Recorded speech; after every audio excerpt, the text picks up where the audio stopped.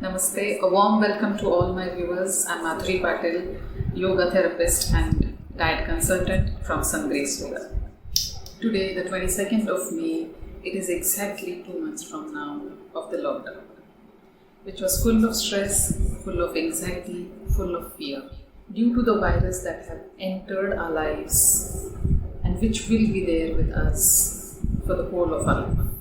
COVID-19, the pandemic, is asking for a lot of challenges, for a lot of lifestyle changes. Are we ready for that? Are we ready for the challenges? Are we ready for the lifestyle changes?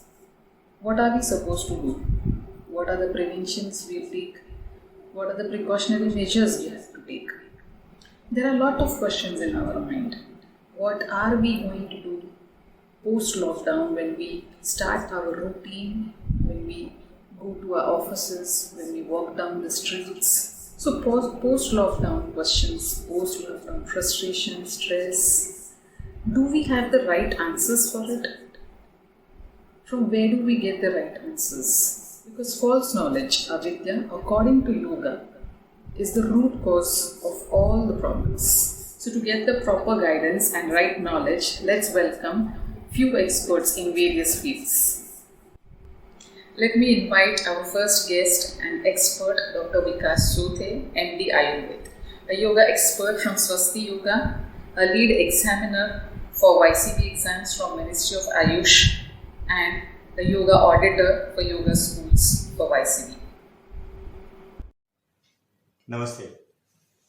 Today, in these difficult times of coronavirus, everybody is worried about their health, about their future prospects, about their jobs, and how to increase your immunity so that you can fight this deadly virus, which is also called as coronavirus. So, I'm Dr. Vikas Chothe, MD Ayurvedic doctor and yoga consultant. Today we are going to share 8 tips that will help you keep on edge to fight this pandemic of corona. The first tip that I'm going to give you is that of getting back to your roots and your basics. We as Indians should understand the importance of our culture and start with our practices, the daily practices, the customs and the traditions. The more you follow it, I will just give a simple example. The habit of just doing namaste has blown to the global proportions. Not only Indians, but also people across the globe have understood the importance of namaste and how it plays a very important role, not only to establish the hygiene, but it is also making people be connected with the community and the world. So, the second point I would like to share is the habit of respecting and accepting the situations that are changing around you. One important habit which is there in our custom is touching the feet, chanting mantras and the prayers. Now, why these things are considered to be important? Whenever things are so dynamic and changing rapidly, we always have to believe in the supreme power. And when you bow down and touch your feet, you are not only just doing some kind of spiritual activity, but also when you bow down, it positively impacts your thymus and related immune system, which helps in improving the immune cells inside your body. The third thing that I want to tell you is that of washing not only your hands but also your feet. We always traditionally, whenever Indians used to come out and enter the house or any sacred premises, we used to maintain this hygiene practice. So let's again restart this habit. The next practice, the fourth point that I'm going to tell you is that about the Indian toilet. Now, what has the Indian toilet to do with the corona epidemic? You all might be knowing that the second heart of your body is there in your calf muscles. A lot of times, because of the lockdown, the physical activities have gone down. In this, a lot of people have facing problem of bipedal edema, soreness in the legs, calf and muscle pains. So it is very important that you again restart following the Indian toilet habits. It not only helps in emptying your bowels regularly, but it also helps in circulation, improvement of the circulation of the blood back to the heart, reducing the strain on the heart. The next point that I will give you are certain diet tips which Ayurveda recommends. What Yoga and Ayurveda, the sister sciences, say that the quantity of food and the quality of food is very important. When we talk about the quantity, I would like to teach you today two important dietitians which nature has gifted us. The first important one is your fingers. You might be knowing that culturally we always used to eat with our fingers, and the reason behind that is you have all the receptors at the tip of your fingers which help you to give the signal to your brain of how much the food is tasty and how much it is nutritious to your body. When the stomach starts filling up, slowly and gradually, the second dietitian, that the tongue, plays a very important role. When the stomach is full, the sweet taste of the food is turned into bland, rancid taste. And this signal is given by the hypothalamus, which is considered to be the hunger controlling center, to the tongue.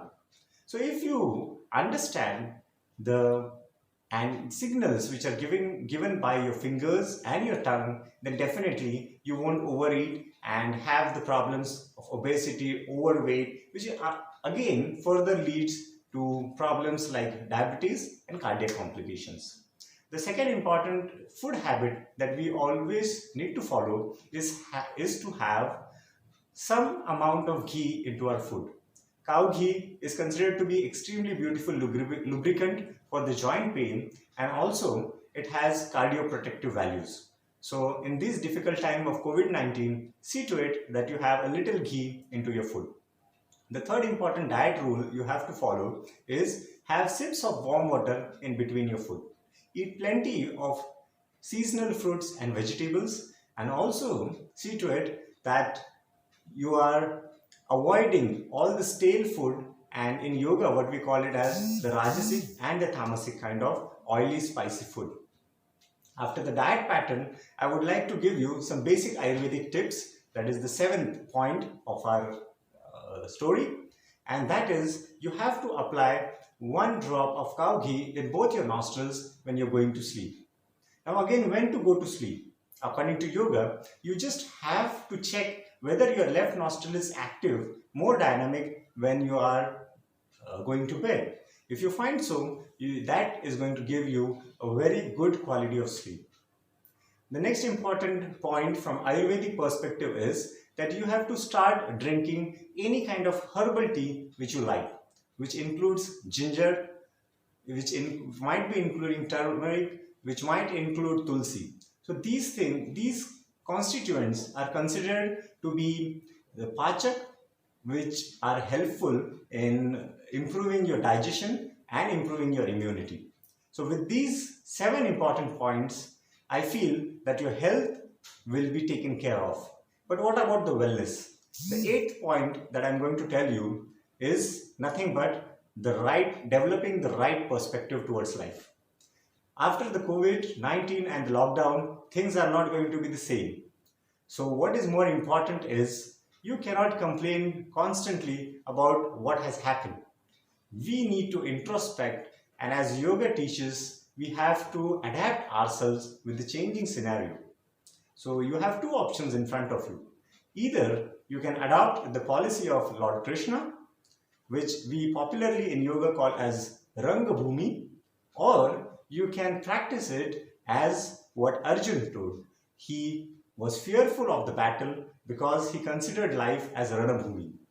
So it's up to us whether we consider our life as a playground with involving everyone in this activity like a game or a theater, or we consider this as a battlefield where you are into a do or die situation, increasing your stress level, increasing your cortisol, and getting your immunity down and getting accustomed to this kind of epidemic diseases. With this, I am optimistic that you have liked this particular video. Do like, share, and comment on this. Thank you very much. Namaste.